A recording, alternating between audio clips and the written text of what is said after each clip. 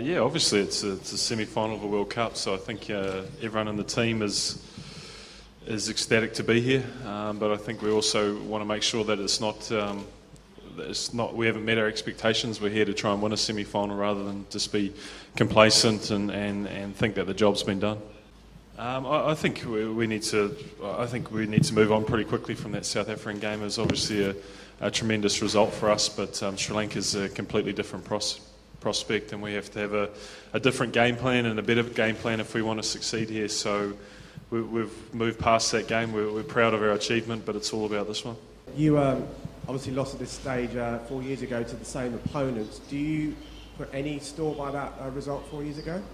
Well, this semi-final is going to be a lot harder because it's playing Sri Lanka in their home country. So maybe 5 or 6 of us were involved in that from last time. So there's a high turnover of players, probably the same for the Sri Lankan team. So it's a completely separate entity, I think.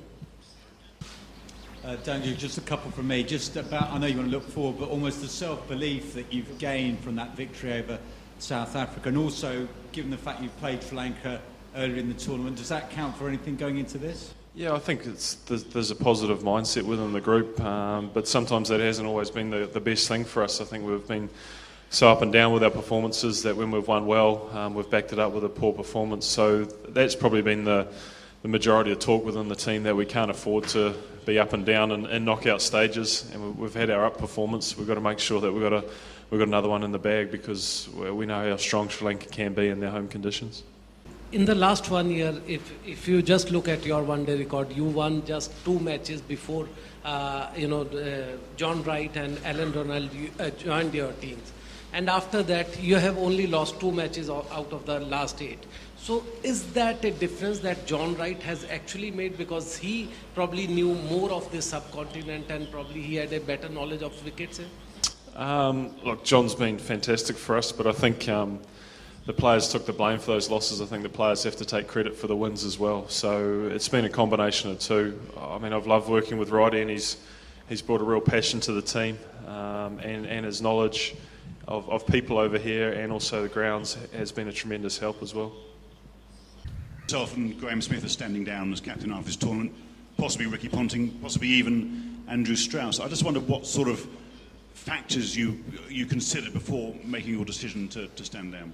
I made my decision probably second I got the job. I thought if I was lucky enough to captain the team for 4 years, then I think that's the right time span for a captain. I'll be 32, so it's time for a new captain to come in. I think it's just 4 years, fresh ideas. People get sick of your voice, media gets sick of your voice, and so it's just it's time for a change. And that's the way I looked at it the whole way along. I wanted to give as much as I could in that period of time, and whoever the next captain is, stick around and support them as much as possible. Last match you went in with 3 spinners and that was successful for you, and now both your fast bowlers, apart from who have not played so many matches in the recent past, are you going to persist with the 3 spinners theory given the nature of the pitch and your success with the 3 spinners?